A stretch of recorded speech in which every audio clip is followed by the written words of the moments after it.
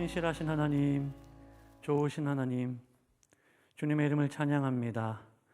오늘 이 저녁에도 우리의 발걸음을 주의 전으로 인도하여 주시고 함께 주의 은혜를 사모하며 기도하며 주 앞에 달려나아갈 수 있도록 은혜 주셔서 하나님 참으로 감사합니다. 이 시간도 하나님 앞에 예배하고 찬양하는 것이 우리의 영혼의 기쁨이 되게 하시고 즐거움이 되게 하시고 세상 그 어떤 곳에서도 경험할 수 없는 오직 하나님께서 허락해 주시는 그런 하늘의 신령한 은혜와 축복으로 함께하여 주시기를 간절히 소망합니다. 우리의 마음의 문을 열어주시고 온전히 믿음으로 주를 바라보는 시간 될 수 있도록 도와주시옵소서. 연약한 육신과 피곤한 몸을 이끌고 나온 지체들이 있다면 아버지 하나님께서 새 힘 더하여 주시고 아버지 피곤치 않게 하시고 주님 주시는 힘과 능력으로 충만하게 채워지는 귀한 시간 되게 하여 주옵소서. 우리의 기도와 간구 가운데 신실하게 들으시고 응답하신 하나님을 기대하오니 하나님 우리에게 기도의 능력을 더하여 주시고 하나님 앞에 간절한 마음으로 부르짖어 기도할 때에 하나님 주의 영광을 보게 하시고 하나님의 뜻을 발견하고 또 주의 능력을 경험하는 놀라운 은혜의 역사가 있을 수 있도록 하나님 축복하여 주시옵소서. 함께하고 싶지만 오지 못하는 지체들 주님 그들의 마음을 주님 받아주시고 또 가정에서 또 각자의 처소에서 함께 예배하는 모든 자들에게 하나님께서 함께하시고 은혜 베풀어 주시옵소서. 역사하신 주님께 감사하며 예수님의 이름으로 간절히 기도합니다. 아멘. 할렐루야.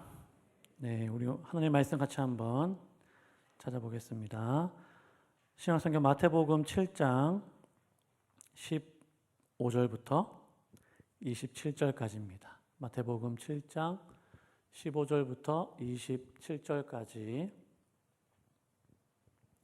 신약 10페이지쯤에 있습니다. 마태복음 7장 15절부터 27절까지 우리 한 절씩 교독하여서 말씀 읽고요. 마지막 절은 다 함께 읽겠습니다. 제가 15절 읽겠습니다. 거짓 선지자들을 삼가라. 양의 옷을 입고 너희에게 나아오나 속에는 노략질하는 일이라.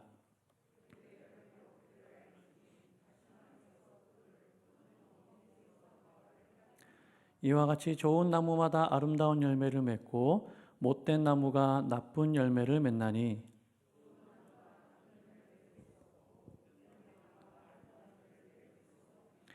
아름다운 열매를 맺지 아니하는 나무마다 찍혀 불에 던져지느니라. 나더러 주여 주여 하는 자마다 다 천국에 들어갈 것이 아니요 다만 하늘에 계신 내 아버지의 뜻대로 행하는 자라야 들어가리라.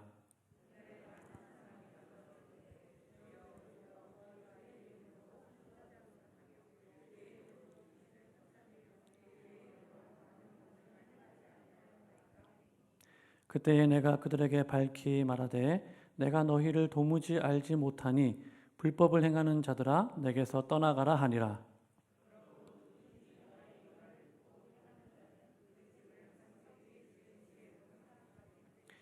비가 내리고 창수가 나고 바람이 불어 그 집에 부딪히되 무너지지 아니하나니 이는 주추를 반석 위에 놓은 까닭이요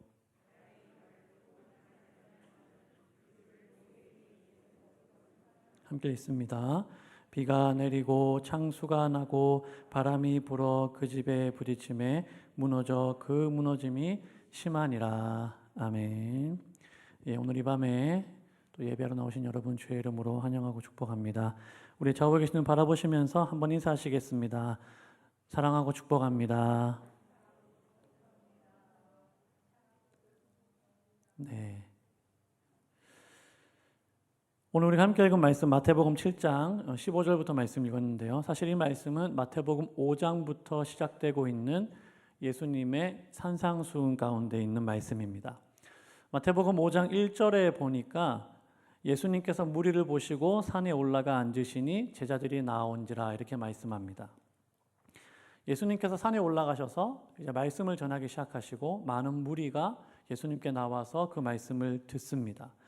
근데 그 말씀이 무려 7장, 5장, 6장, 7장까지 3장에 걸쳐서 기록되어져 있습니다. 우리는 그것을 산상수훈 또 산상보훈 이렇게 부릅니다. 이 산상수훈이라는 말은 산 위에서 행하신 설교, 산 위에서 내려진 교훈 이런 의미를 가지고 있는데 이 산상수훈은 굉장히 중요한 말씀이죠. 그래서 기독교의 대헌장 또 기독교 윤리의 근본 이렇게 평가되는 그런 말씀입니다. 예수님을 믿지 않는, 교회를 다니지 않는 사람들도 한 번쯤은 이 산상수훈에 나오는 말씀을 들어봤을 정도로 굉장히 유명한 말씀이기도 합니다. 예수님은 이 산상수훈의 말씀을 통해서 하나님의 자녀된 하나님의 백성들이 이 땅에서 어떠한 삶을 살아가야 되는지에 대해서 여러 가지의 주제를 가지고 말씀을 해주고 계십니다. 그래서 우리는 이 예수님의 이 산상수훈, 이 주옥 같은 말씀을 우리가 읽을 때마다 은혜를 받고 또 어떻게 이런 말씀을 하셨지? 그런 이 은혜와 또 놀라움과 도전 이런 것들을 우리가 받기도 하죠.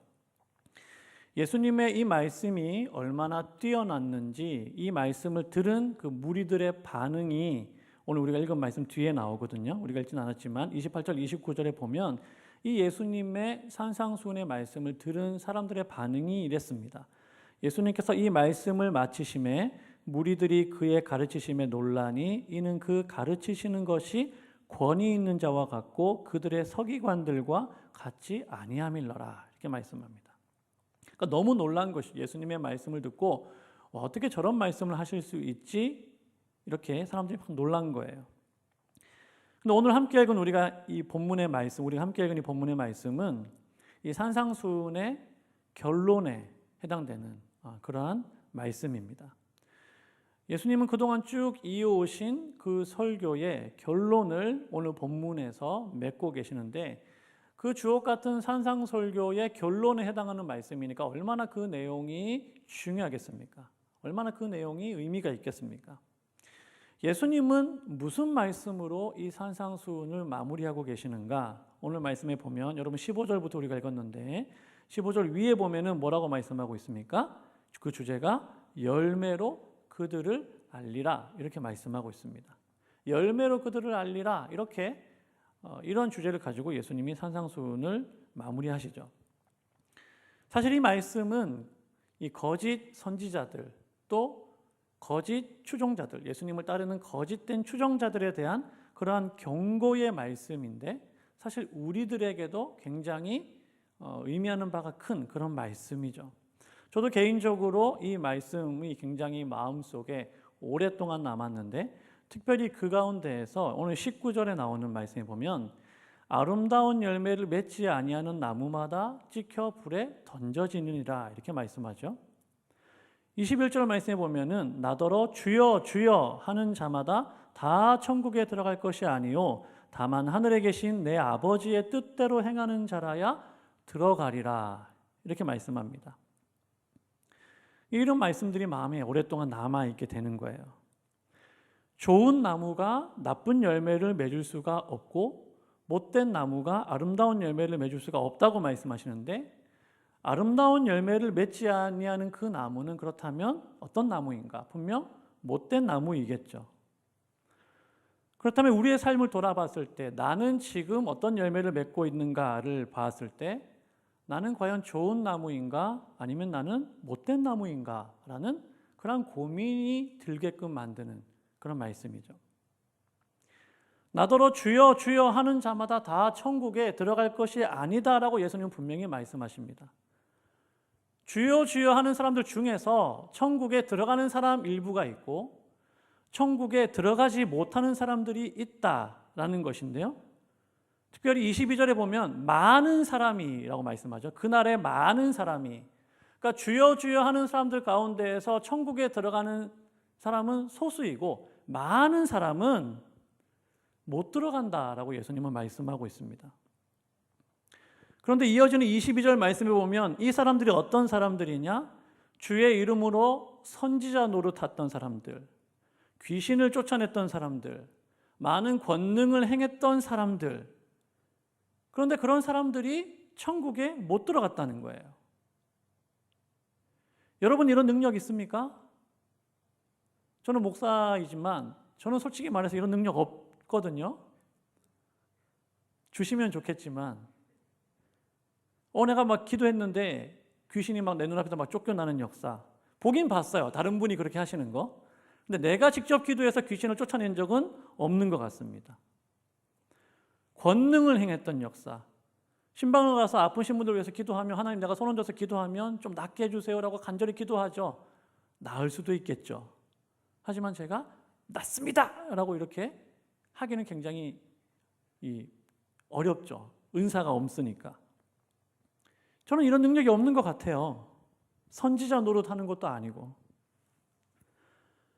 나는 이런 능력이 없는데 어떻게 보면 지극히 평범해 보이는 사람인데 나는 천국에 들어갈 수 있을까라는 고민이 들게끔 만드는 그런 말씀이죠. 여러분은 어떠십니까? 여러분은 이런 말씀을 읽으면 나와는 상관없는 말씀이다 라고 생각을 하시나요? 여러분들은 여러분들의 삶에서 어떤 열매를 맺고 있습니까? 여러분들의 삶을 통해서 맺히는 그러한 열매로 여러분들의 믿음이 증명되어지는데 여러분들의 삶의 열매로 여러분들의 믿음을 증명하는 그런 삶을 살고 있는가라는 것이죠. 여러분 우리 예배 때마다 또 기도할 때마다 얼마나 주여 주여 하나님 앞에 많이 부르짖습니까? 어떤 분들은 많은 기적과 또 많은 권능과 많은 은사와 이런 것들을 행하는 그런 분들도 있습니다. 과연 우리는 주님으로부터 내가 너희를 도무지 알지 못하니 불법을 행하는 자들아 내게서 떠나가라 라고 말씀하시는 이 무서운 이 거절의 말씀을 듣지 않을 수 있는 그러한 삶을 우리가 살고 있는가라는 그러한 의문, 그런 의심이 이 말씀을 읽을 때 우리 마음 깊은 곳에서 나오는 것이죠. 근데 여러분 재미있는 것은 무엇이냐면은 이러한 고민이 하나님의 은혜를 받기 이전에 내가 구원의 은혜를 받기 이전에는 이런 고민이 없었다는 거예요. 은혜를 받기 전에는 우리의 모든 관심이 세상적인 것, 또 육신적인 것, 세상에 많은 사람들이 관심을 가지고 있는 그런 것들에 우리의 관심이 가 있습니다. 영적인 일, 우리의 영혼의 문제에 대해서는 잘 알지도 못하고 사실 관심도 별로 없죠. 그런데 오히려 은혜를 받고 내가 구원을 받은 이후에 말씀을 읽는데 이러한 말씀들이 굉장히 실제적으로 나와 상관이 있는 말씀이구나. 내가 구원받았다고 믿고 나는 구원받았다고 말하는데 정말 나는 구원받은 것이 맞을까라는 의문이 우리 마음속에서 올라오는 것입니다. 교회를 수년째 다니고 몇 대째의 신앙을 가지고 있고 하나님을 믿는다고 말하는 나의 믿음은 과연 참된 믿음인가라는 생각이 드는 것이죠. 언제요? 은혜를 받으면, 구원을 받으면 이상하게 그런 생각들이 드는 것입니다. 오늘 예수님의 이 말씀에 나오는 이 사람들, 이 예수님의 말씀에 등장하는 이 사람들 모두는 자신은 구원을 받은 하나님의 백성이라고 생각했던 사람들이에요. 그리고 그렇게 믿었던 사람들이고 그렇게 주의 이름으로 능력을 행하고 귀신을 쫓고 기적을 행했던 그런 사람들입니다. 당연히 자신들은 구원을 받은 백성이라고 생각했던 사람들이에요. 그런데 막상 죽었는데 이들은 천국의 문 앞에서 거절을 당한 것입니다. 내가 너희를 도무지 알지 못하니 불법을 행하는 자들아 내게서 떠나가라. 청천벽력 같은 이야기를 듣는 것이죠. 그렇다면 우리는 어떠한가라는 것입니다. 나는 과연 이들과 다른가? 오늘 본문에 나오는 이들에게 일어난 이러한 일이 나에게는 절대로 안 일어난다고 확신할 수 있는가? 여러분은 여러분 스스로가 나에게는 절대로 이런 일이 일어나지 않을 거야 라고 여러분 확신하고 있습니까? 나는 천국 문 앞에 가서 예수님으로부터 내가 너를 도무지 알지 못하니 불법을 행하는 자야 나를 떠나가라 이런 거절의 메시지를 난 절대로 받지 않을 거야. 나는 당연히 천국에 들어갈 거야 라는 확신을 여러분 가지고 있는가 하는 것입니다. 여러분, 바울이 이런 이야기를 합니다. 빌립보서 2장 12절에 보면은 나오죠. 한번 읽어보겠습니다. 시작. 그러므로 나의 사랑하는 자들아, 너희가 나 있을 때뿐 아니라 더욱 지금 나 없을 때에도 항상 복종하여 두렵고 떨림으로 너희 구원을 이루라. 아멘. 여러분, 구원받는 것 좋은 일입니까? 좋지 않은 일입니까? 좋은 일이죠. 기쁜 일입니다. 감사한 일이죠. 그런데 바울은 뭐라고 말씀하고 있냐? 두렵고 떨림으로 너희의 구원을 이루라 라고 말씀합니다. 그 좋은 구원을 받는데 왜 두렵고 떨림으로 구원을 이루라 라고 이야기할까요? 또 바울은 이렇게 고백합니다. 고린도전서 9장 27절 한번 읽어보겠습니다. 시작. 내가 내 몸을 쳐 복종하게 함은 내가 남에게 전파한 후에 자신이 도리어 버림을 당할까 두려워함이로다. 아멘. 바울 본인의 고백이에요. 무슨 말입니까? 내가 지금 열심히 복음을 전하고 내가 열심히 주를 위해서 고난을 당하고 희생을 당하면서 복음을 전하는 삶을 살고 있는데 막상 그렇게 열심히 전한 내가 구원을 받지 못할까, 버림을 당할까 두렵다라고 이야기합니다. 그래서 바울은 그 두려움 때문에 자신의 몸을 쳐서 복종하는 삶을 살고 있다라고 고백하고 있는 거예요. 많은 생각을 하게 만드는 말씀들이죠. 여러분, 우리가 전도하다가 자주 하는 질문, 많이 했던 질문이 있습니다. 그게 어떤 질문이냐면, 선생님 지금 당장 죽으면 천국에 갈 자신 있습니까? 라는 질문입니다. 여러분, 지금 당장 죽으면 천국에 갈 자신 있습니까? 우리가 전도하다 보면 이런 얘기 많이 하죠. 근데 여러분, 사실 이 질문은 교회 바깥에 있는 불신자들에게 뿐만이 아니라 교회 안에서도 필요한 질문이라고 할 수 있습니다. 지금 당장 죽으면 천국에 갈 자신 있습니까? 왜 그럴까요? 여러분, 교회에 다닌다고 해서 다 천국에 들어가는 것이 아니기 때문입니다.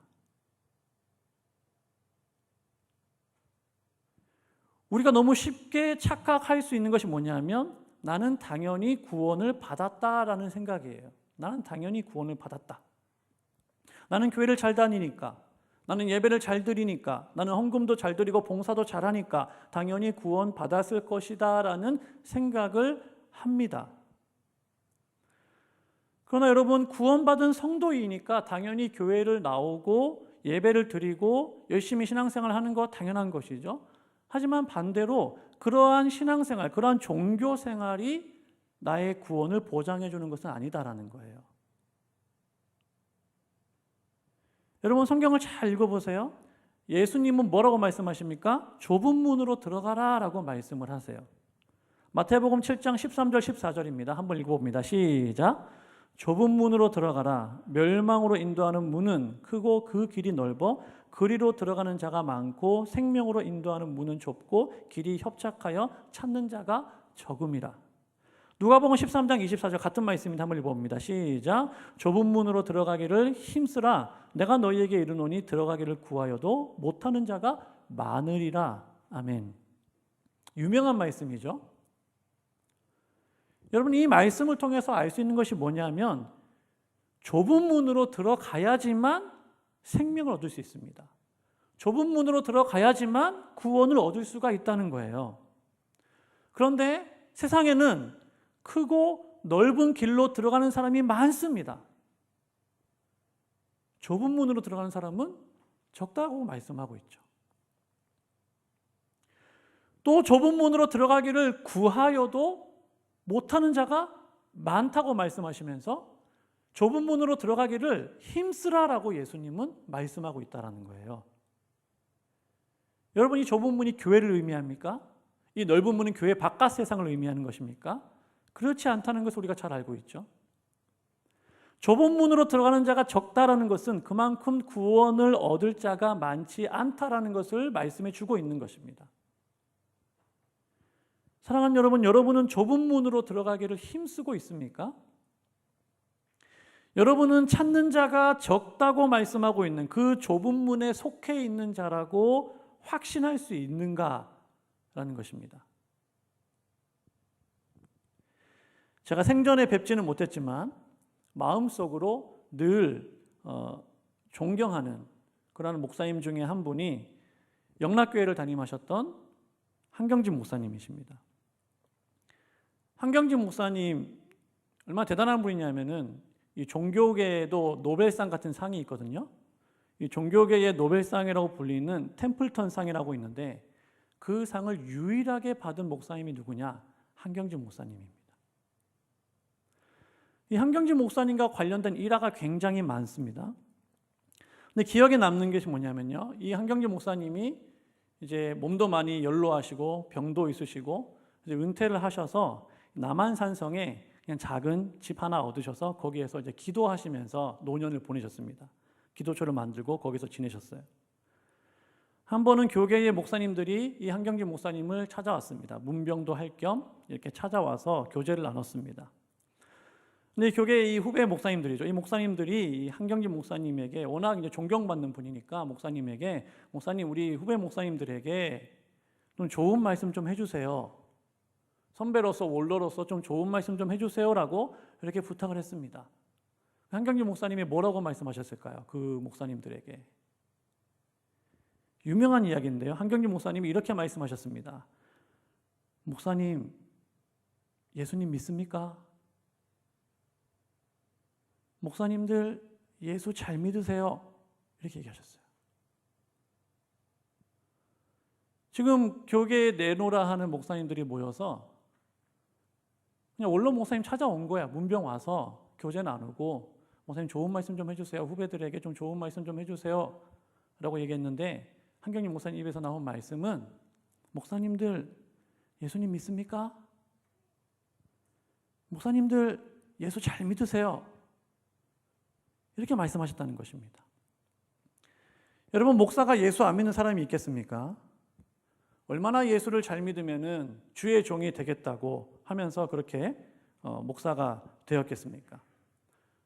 이번 주에 우리 교회에 강도사인을 받으신 두 분 강도사님이 계시죠. 이제 곧 이제 목사님이 되시겠지만 얼마나 예수님을 잘 믿으면 얼마나 하나님을 사랑하면 주의 종이 되겠다고 목사 안수를 받겠냐는 거예요. 그런 목회자들에게 한경진 목사님께서 말씀하신 예수님 잘 믿으세요라는 말은 교회 좀 잘 나가세요, 예배 좀 잘 드리세요, 헌금 생활 잘하세요 이런 의미가 아니다라는 것을 우리가 잘 알고 있지 않습니까? 큰 목회하세요. 수만 명 목회하세요. 민족을 복음화시키세요. 세계를 복음화시키세요. 그런 것도 참 의미 있고 여러분 참 귀한 일이죠. 해야 할 일들입니다. 그런데 그것보다 가장 중요한 것, 가장 기본이 되어야 하는 것은 뭐냐면 예수를 잘 믿는 사람이 되어야 한다는 거예요. 예수를 잘 믿는 사람. 저도 목사지만 목사라는 이 직분이 구원을 보장해 주지 않습니다. 여러분 목사가 다 구원받습니까? 오히려 저는 목사이니까 목사이기 때문에 이 구원의 문제에 있어서 쉽게 간과할 수 있는 부분이 얼마든지 있다고 저는 생각합니다. 그게 두렵죠? 내가 목사인데 이렇게 살아도 되나? 내가 목사인데 하나님이 나를 바라보고 계신데 내가 이렇게 살아도 되나라는 늘 양심의 찔림과 가치를 가지고 있습니다.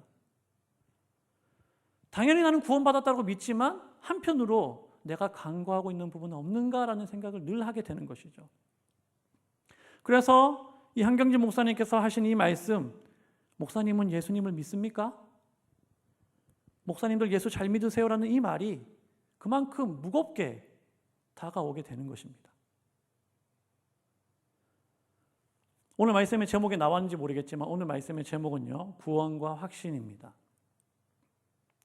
제가 지금까지 앞에서 말씀드린 이런 무거운 이야기들, 이런 무거운 고민들, 이런 고민들을 한마디로 어떤 주제와 관련된 고민이냐면요, 구원과 그 구원을 확신하는 그 사이의 고민이라고 할 수 있겠습니다.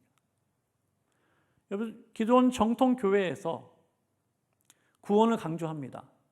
그리고 구원의 확신을 가르치고 강조합니다. 근데 여러분, 어떤 부분에서는 오히려 이단들이 이런 부분을 더 강조하는 것들을 우리가 볼 수 있죠. 소위 말하는 이 대표적인 이단이 있죠. 구원파라는 이단이 있습니다. 이름도 구원파예요. 구원파. 근데 여러분이 구원파에 빠지는 사람들을 보면 전혀 예수님을 몰랐던 사람들도 있지만 기존의 교회에서 신앙생활을 하다가 그렇게 이단에 빠지는 사람들도 상당수 있다고 합니다. 왜 그런 일이 생길까요? 구원에 대해서, 구원의 확신에 대해서 명쾌한 자기의 답을 가지고 있지 못하기 때문입니다. 어렴풋하게 알고 있는 것이죠. 내가 구원받았겠지. 이단들은 그걸 파고들거든요. 당신 정말 구원받은 거 맞아요? 사랑하는 여러분, 얼마나 열심히 있으시면 오늘 이 저녁에 이 금요 기도에 나오셨습니까? 믿음이 있으시니까 나오셨잖아요. 한번 물어볼까요? 여러분 구원받았습니까? 확신하십니까? 지금 당장 죽어도 천국에 갈 수 있다고 확신하십니까? 그럼 여러분 언제 구원받았습니까? 구원받았다고 말하는, 확신한다고 말하는 여러분 언제 구원받았냐는 거예요. 어디서 구원받았습니까? 몇 시에 구원받았습니까? 구원을 확신한다고 한다면 내가 언제 어디서 어떻게 구원받았는지 정도는 알고 있어야 하지 않을까요? 그게 확신하는 거 아닙니까? 그렇게 확신해야지 확신이라고 말할 수 있지 않겠습니까? 엄밀히 말해서 여러분이 언제 구원받았는지, 어디서 구원받았는지 여러분들이 명쾌하게 알지 못하고 대답하지 못하면 여러분은 구원받은 것이 아닙니다. 또 여러분이 정말로 구원받은 사람이라면 자꾸 반복해서 회개할 필요가 없어요. 한 번만 회개하시면 돼요. 회개라는 말이 의미가 뭡니까? 돌이킨다는 거예요. 세상을 향하던 나의 발걸음을 하나님께로 돌이키는 것입니다. 구원받았기 때문에 자꾸 돌릴 필요가 없어요. 한 번만 돌이키면 돼요. 우리가 구원의 확신을 가진다는 것은 하나님께서 나의 과거와 현재와 미래의 모든 죄를 다 사해 주시고 구원해 주셨음을 믿는 것입니다. 이미 사해준, 이미 용서해준 그 죄를 또다시 용서해달라고, 또다시 용서해달라고 그렇게 울고 불면하면서 회개할 필요가 없다라는 거예요. 한 번만 회개하시면 됩니다. 오히려 자꾸 반복해서 그렇게 내가 회개하는 것은 내가 구원받지 못했다는 증거가 되는 거예요. 내가 용서받지 못했다는 증거가 될 뿐입니다. 아멘이십니까? 여기서 아멘 하시면 안 됩니다, 여러분. 여러분, 누가 이렇게 주장하는 사람들이 있으면 그 사람들이 누구예요? 이단인 거예요. 구원파의 교리를 가르치고 있는 것입니다. 이처럼 이단들은 정말 그럴싸한 주장을 합니다. 정말 그런가? 혹할 만한 그러한 주장들로 우리의 이 흔들리는 그 약한 부분들을 공격하는 것이죠. 구원과 확신에 대한 분명한 답을 가지고 있지 않으면 이러한 유혹에 흔들리고 공격에 넘어가는 것입니다. 그렇다면 우리는 우리의 구원과 우리의 확신에 대해서 어떠한 답을 가지고 있어야 될까요? 구원파에서 말하는 것처럼 당신이 언제, 어디서, 어떻게 구원받았는지 알아야지 구원을 확신할 수 있는 것입니다. 그걸 알아야 구원받은 것입니다. 예수님께서 내 죄를 다 사해 주셨는데 뭐 자꾸 회개를 하십니까? 한 번만 회개하시면 됩니다. 하나님께서 주신 은혜가 큰데 그것만 누리면서 사시면 됩니다. 회개할 필요 없어요. 한 번만 회개하면 됩니다. 그렇게 말할 수 없다라는 것입니다. 결론부터 말씀드리면 구원과 구원을 확신하는 것은요, 별개의 문제입니다. 같은 문제가 아니라는 거예요. 여러분, 구원의 확신, 내가 지금 당장 죽어도 천국에 갈 확신이 있습니다. 믿음이 있습니다. 그런 믿음이 있다고 해서 그 사람이 반드시 구원받았다라고 말할 수 없습니다. 반대로 목사님 저는 구원의 확신이 별로 없는 것 같아요. 저는 구원 받은 것 같은데 확신이 별로 없는 것 같아요. 그렇다고 해서 그 사람이 구원받지 못했다라고 말할 수 없다라는 것입니다. 물론 우리가 신앙생활 하면서 구원의 확신을 가지고 있으면 그로 인해서 우리가 누릴 수 있는 여러 가지 영적인 유익들이 많이 있습니다. 구원의 확신을 가지고 있으면. 하지만 그 구원의 확신이 나의 구원을 확증해 주는 것은 아니다라는 거예요. 다시 말하면 구원받은 성도, 구원받은 신자도 구원의 확신이 없이 삶을 살아갈 수 있고 어떤 사람에게는 그것이 평생이 될 수도 있습니다. 늘 고민하는 거죠. 내가 구원받은 게 맞나? 아닌가? 나는 원래 믿음이 없나 봐. 그러면서 평생을 사는 것입니다. 어떤 사람들은. 여러분 별것 아닌 것 같은데요. 저는 이걸 깨닫고 나서 정말 환호성을 외쳤습니다. 그렇구나.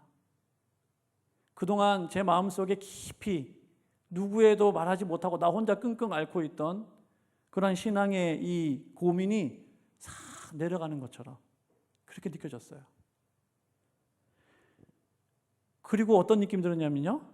진짜 내가 구원받았구나 라는 사실이 느껴지는 거예요.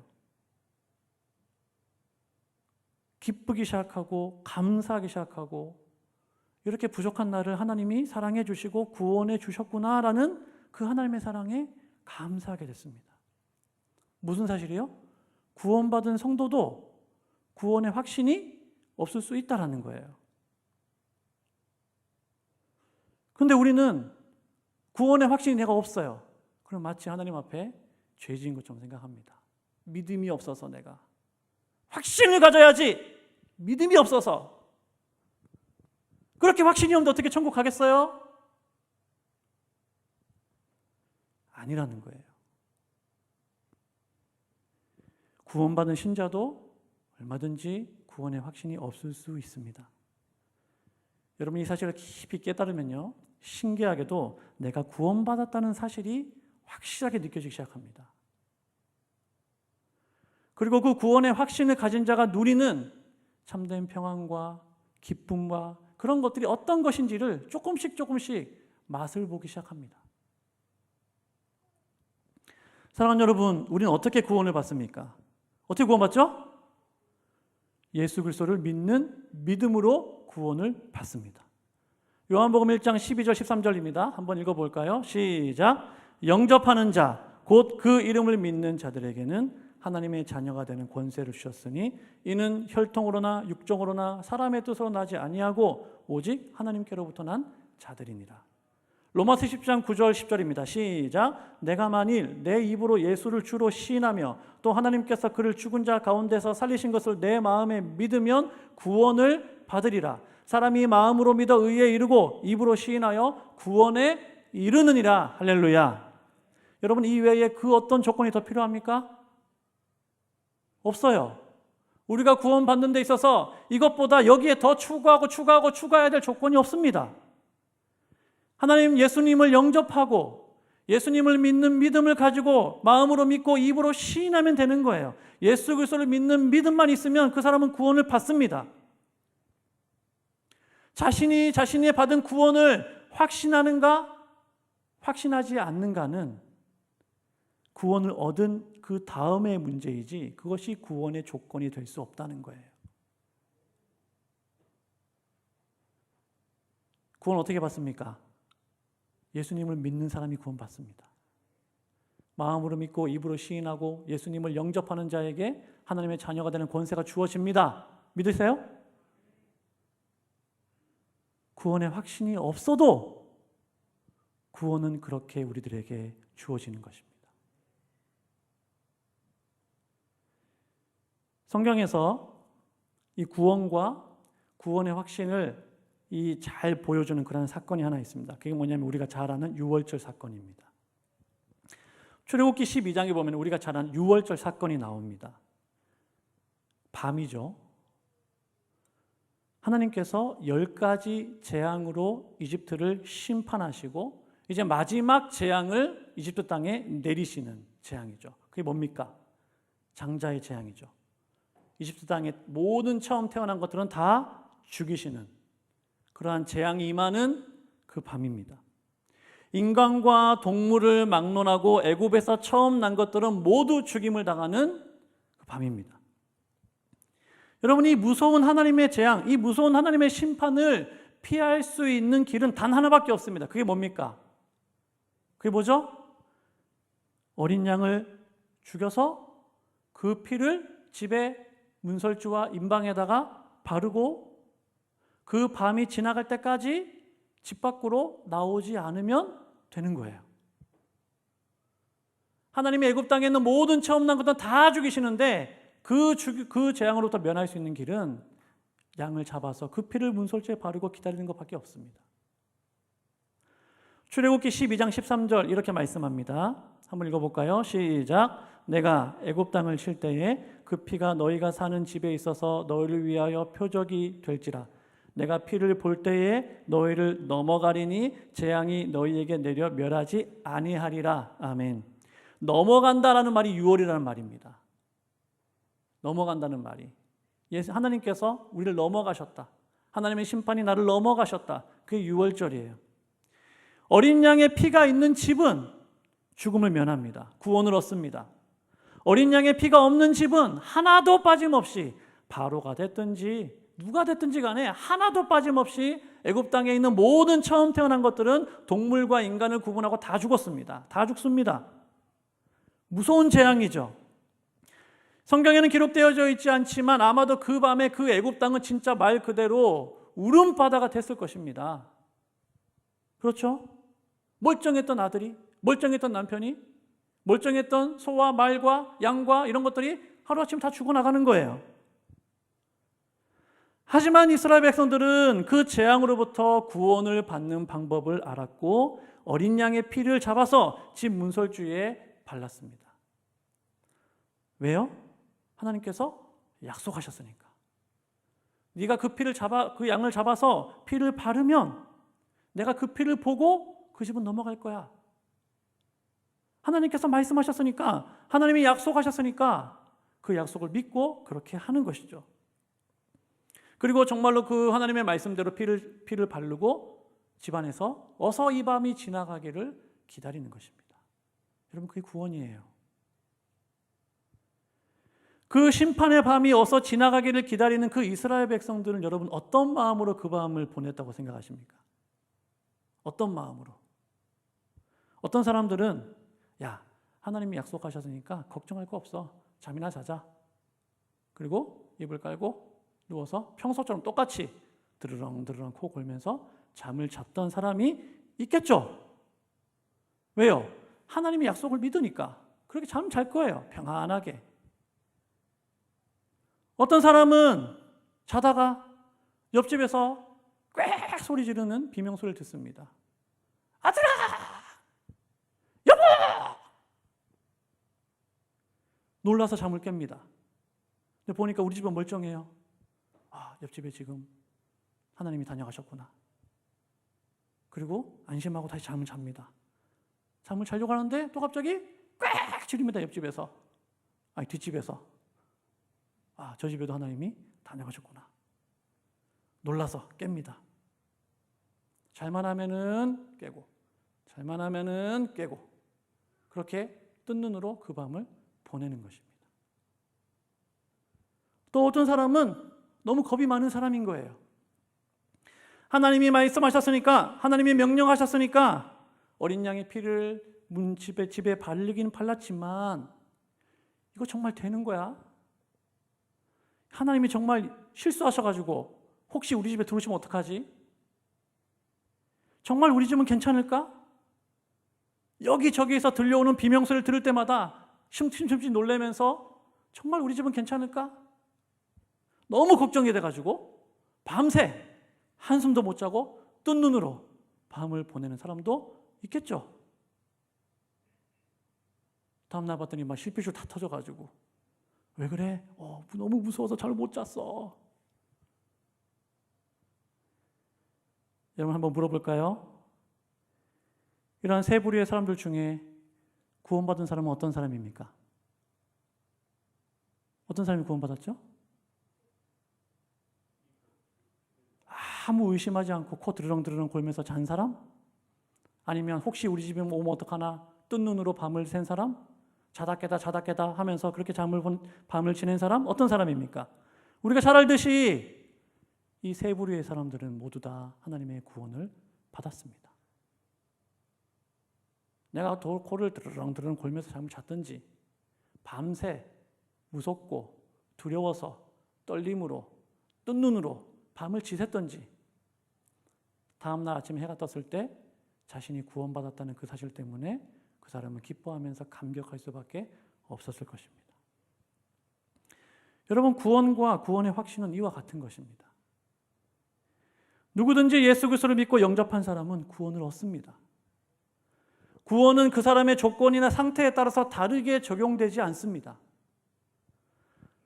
구원은 전적인 하나님의 주권 가운데 변함없는 그분의 약속에 근거해서 그 약속을 믿는 자에게, 그 약속의 말씀을 따라 믿고 순종한 자에게 주어지는 확실한 결과입니다. 하지만 구원의 확신을 갖는 것은 그것과는 별개의 문제죠. 내가 구원의 확신이 없다고 해서 내가 구원을 못 받은 것이 아니다라는 사실을 알아야 됩니다. 물론 확신이 하면 더 좋죠.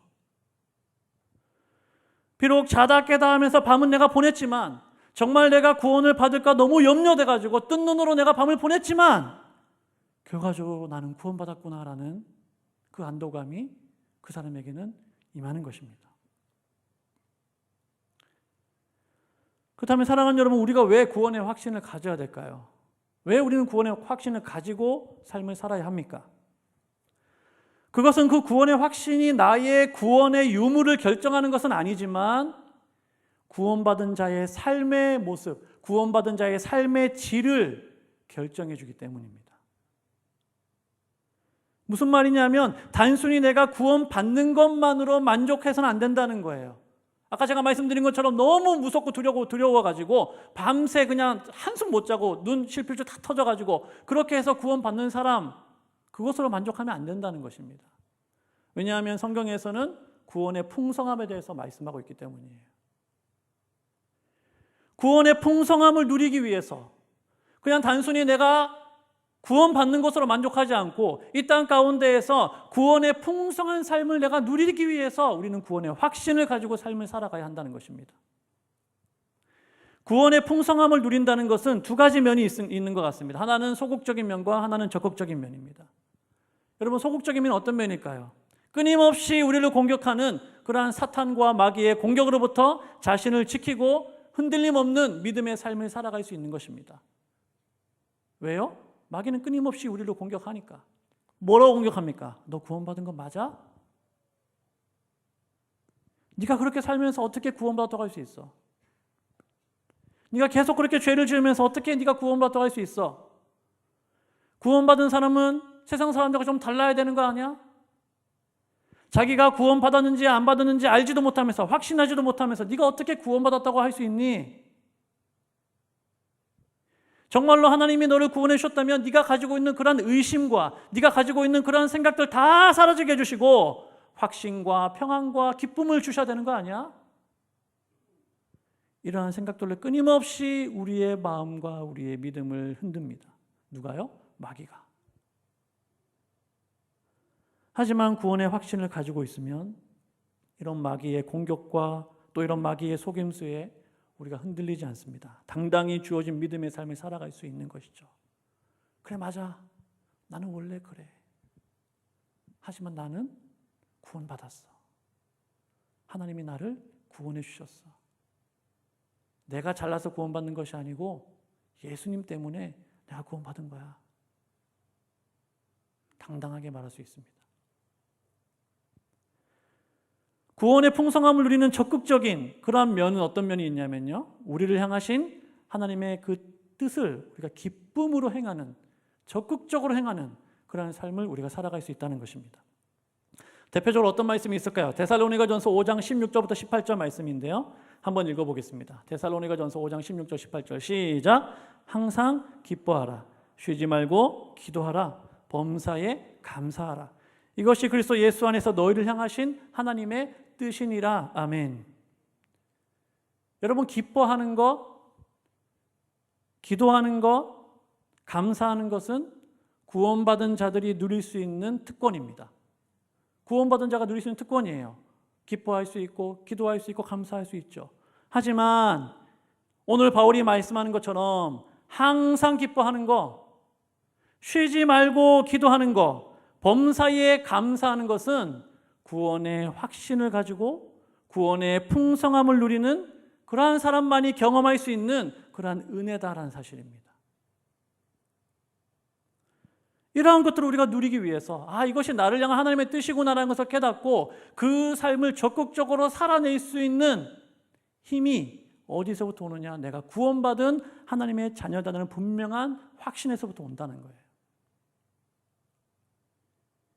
사실 이 외에도 구원의 확신이 성도에게 가져다주는 유익은 성경에서 수없이 많이 말씀하고 있지만 중요한 것은 무엇이냐 하면 내가 구원받았다는 것과 내가 구원받은 확신을 가지고 삶을 살아가는 것은 같은 문제가 아니다는 것입니다.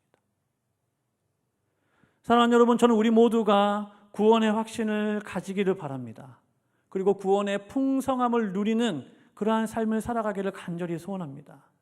하지만 그렇지 못한다고 해서, 내가 구원의 풍성함을 누리지 못한다고 해서 좀 안타깝긴 하지만 그 사람이 구원받지 못했다라고 말할 수는 없다라는 거예요. 구원이 뿌리라면 구원의 확신은 열매와 같습니다. 뿌리가 먼저입니까? 열매가 먼저입니까? 뿌리가 먼저죠.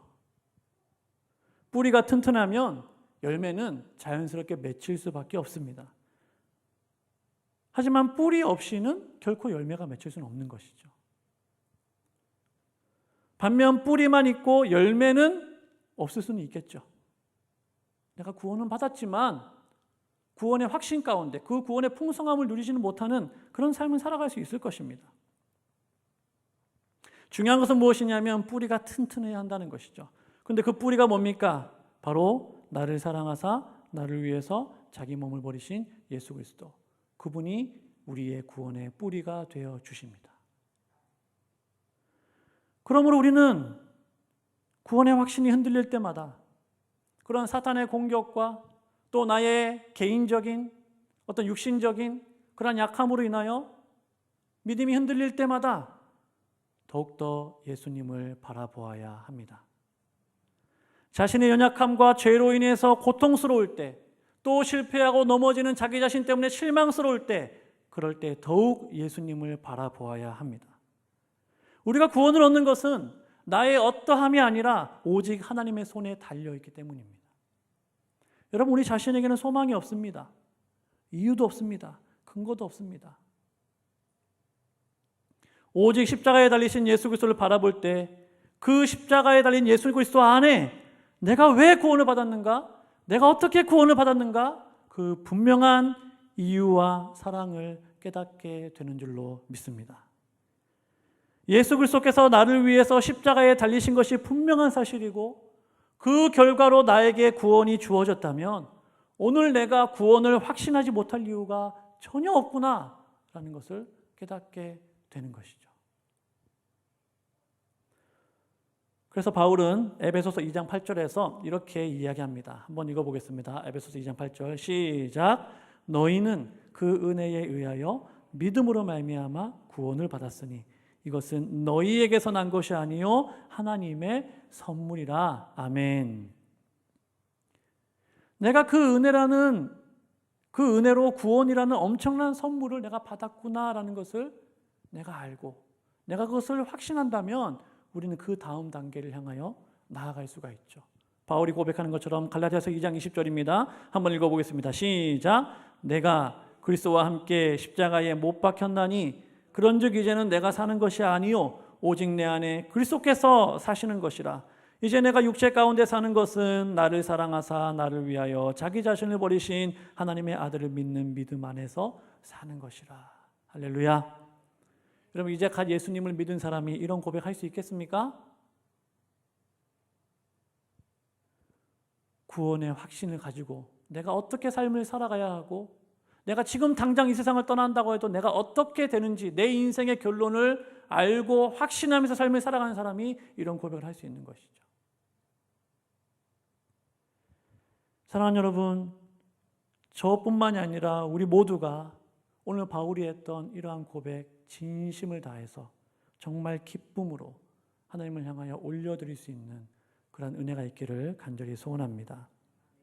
단순히 구원받은 것에 만족하는 것이 아니라 이 땅 가운데에서 구원받은 자가 누리는 구원의 풍성함을 누리는 그 자리까지 나아가서 나를 통해서 하나님이 이루시고자 하는, 우리 가정을 통해서, 우리 교회를 통해서 하나님께서 이루시고자 하는 그 뜻을 구하고 그 뜻을 기쁨으로 행하고 순종하면서 나아가는 그런 은혜가 있을 수 있기를 간절히 바랍니다.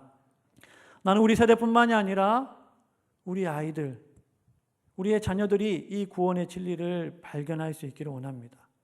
자신들이 어떻게 구원을 얻게 되었는지, 하나님께서 구원하신 그 백성들을 통해서 무엇을 하기를 원하시는지를 알고, 누가 시켜서 억지로 하는 것이 아니라 자신들이 자발하여서 스스로 기쁨으로 주를 위해서 살아드리겠다고 고백하고 헌신하는 그런 하나님의 백성들이 많이 일어날 수 있기를 간절히 소원합니다. 오늘 이 밤에 우리 모두에게 그런 은혜가 있기를 간절히 소원합니다. 찬양하고 기도하겠습니다.